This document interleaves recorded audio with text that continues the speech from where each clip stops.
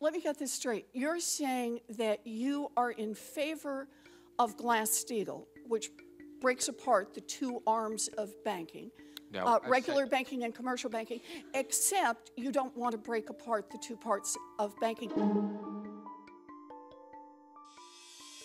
In the past few months, you and the president have had a number of meetings with big bank CEOs and lobbyists. Is that the reason for the reversal on Glass-Steagall? No, not at all. And there actually wasn't a reversal. So wasn't a reversal? No, let me just explain. So the Republican platform did have Glass-Steagall. We, during the campaign, and I had the opportunity to work with the president on this, specifically came out and said we do support a 21st century Glass-Steagall. Yes. Which is, that means that there are aspects of it, okay, that we think may make sense.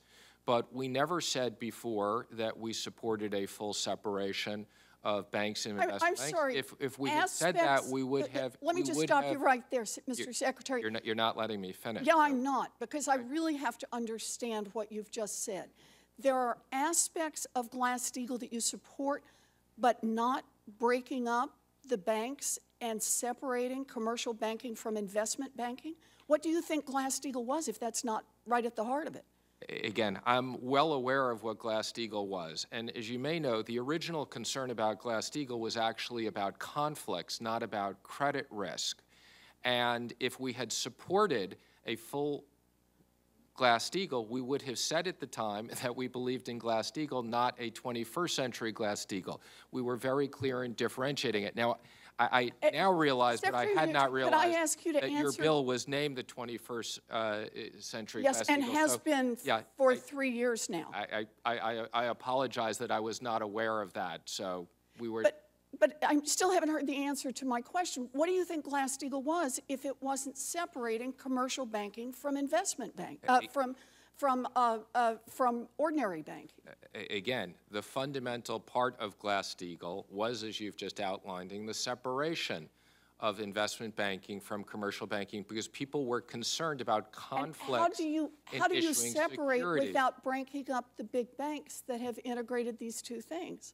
Again, the integration of commercial banking and investment banks has gone on for a long period of time. That is not what caused the problems during the financial crisis.